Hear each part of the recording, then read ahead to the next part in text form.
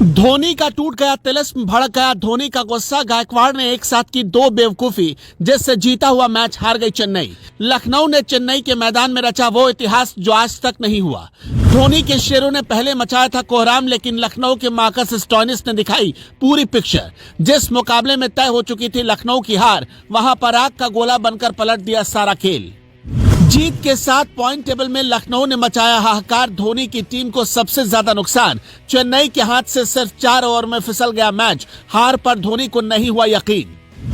IPL के इतिहास का सबसे घातक मुकाबला चेन्नई में देखने को मिला, जहां सब कुछ चेन्नई सुपर किंग्स के हिसाब से चल रहा था।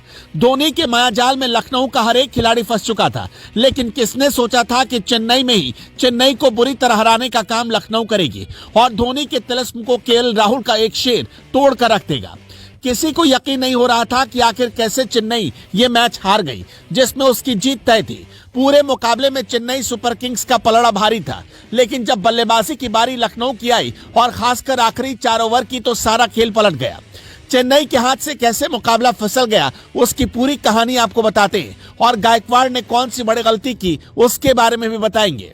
मैच की शुरुआत में जिस बात से केएल राहुल थरथर कांप रहे थे वही हुआ। जो प्लानिंग धोनी के सामने केएल राहुल बनाकर मैदान में उतरे थे, सारी प्लानिंग धरी की धरी रह गई।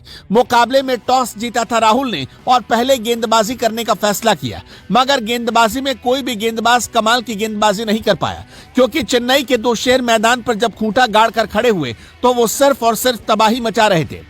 केएल राहुल का सारा प्लान ऋतुराज गायकवाड़ और शिवम दुबे ने ऐसा फेल किया। हालांकि पहले बल्लेबाजी के दौरान चेन्नई को शुरुआत में झटका भी लगा और अजिंक्य रहाणे सिर्फ 1 रन बनाकर पवेलियन की राह देखते बने। यहां से ऐसा लगा था कि शायद चेन्नई के लिए मुश्किल बढ़ेगी, लेकिन कप्तान ऋतुराज गायकवाड़ मैदान पर आखिरी वक्त तक बने रहे और उन्होंने सिर्फ और सिर्फ 60 गेंदों में 108 रन की तूफानी पारी खेलकर अपना दम दिखा दिया।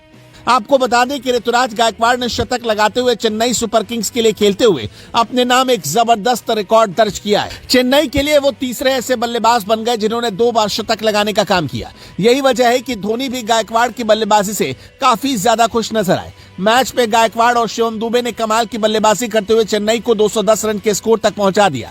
जहां 210 रन के जवाब में लखनऊ के बल्लेबाज मैदान पर जब बल्लेबाजी करने के लिए आए, तो सबसे पहले क्विंटन डिकॉक बिना खाता खोले ही पवेलियन की राह देखते बने।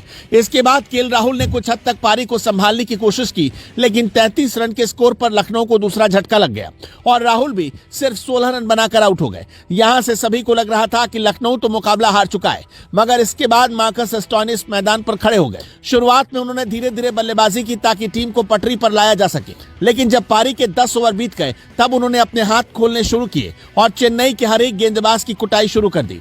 कोई भी गेंदबाज उनके सामने अच्छी गेंदबाजी नहीं कर पा रहा था। उन्होंने हर एक गेंदबाज को चौके छक्के लगाए, लेकिन ऐसा लग रहा था कि कभी भी उनको आउट कर चेन्नई इस मुकाबले को अपने नाम कर लेगी। मगर किस गेंदबाज का कब इस्तेमाल किया जाए, इस प्लान को तैयार करना शायद गायकवाड़ भूल गए थे। मार्कस स्टोइनिस के लिए ऐसा लगा उन्होंने कोई प्लान तैयार ही नहीं किया था, जिसका नुकसान चेन्नई को उठाना पड़ा। जिस मुकाबले में हमेशा ये लगता रहा कि चेन्नई इसको आसानी से अपने नाम कर लेगी, उस मुकाबले में चेन्नई को लखनऊ ने मार्कस स्टोइनिस की 124 रन की पारी की बदौलत 6 विकेट से अपने नाम कर लिया। लखनऊ से पहले कोई भी टीम चेन्नई के मैदान पर इस कदर चेन्नई को नहीं हरा पाई थी, लेकिन लखनऊ ने चेन्नई का इतिहास बदल दिया। दोस्तों, आपको क्या लगता है, चेन्नई सुपर किंग्स फाइनल खेल पाएगी? कमेंट बॉक्स में बताएं।